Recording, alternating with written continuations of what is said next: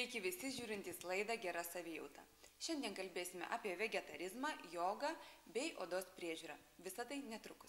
Jis yra labai gerai virškinamas, jis yra greitai įsisavinamas ir pati kūryba, pats ieškojimas, derinimas skonių, prieskonių pasaulis, tai yra labai gilu, tai yra labai daug, tai yra labai įdomu.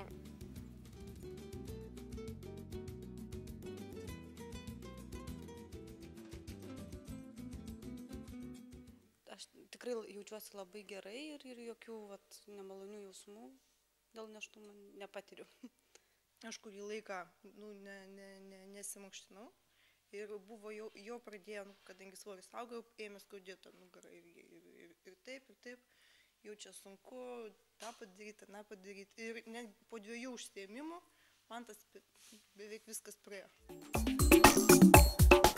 Sveikatai reikalingas medžiagas, kurios yra šviežiose sultyse, nes jų nereikia kramtyti. Dabar raginama per dieną suvalgyti 5 skirtingų vaisių ir daržovių porcijas. Todėl sultys yra puikiai galimybė organizmui gauti visas būtinas medžiagas iš karto, nes galima daryti įvairiausių. Vanduo padeda natūraliai augti vaikui, vystytis jo organizmo funkcijoms.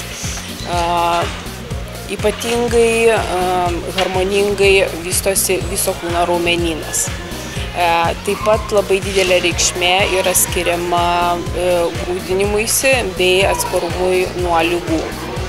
Tai yra pagrindiniai dalykai, kuriuos turėtų atkreipti dėmesį mamos ir vesti kuo anksčiau savo vaikučius plaukti. Jeigu jau vaikučiai pradeda.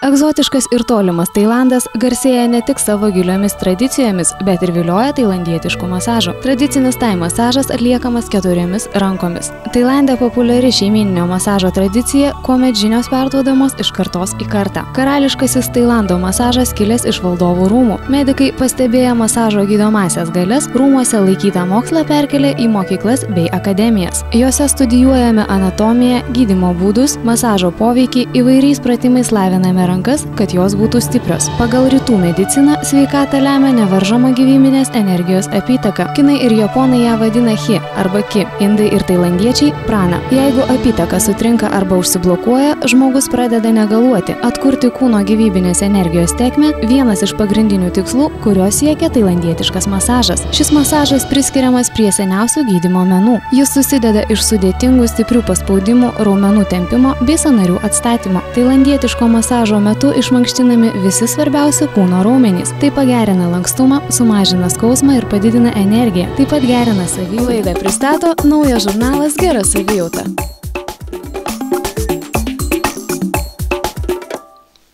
Ar žinote, kad sultys gali būti ir vaistai?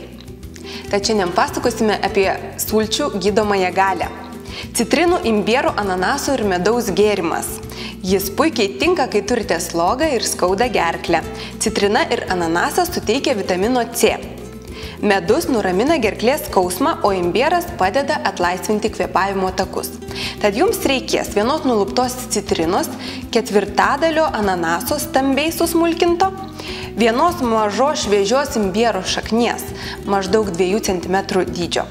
1 valgomo šaukšto bičių žiedadulkių, jos nebūtinos, bet jei norite, jų galite įsigyti vaistinėse ir iki 2 valgomųjų šaukštų medaus. Tad naudodami sulčiaspaudę išspauskite sultis iš citrinos, ananaso ir imbiero šaknies. Pridėkite medaus ir bičių žiedadulkių, jeigu norite. Gerkite iš karto.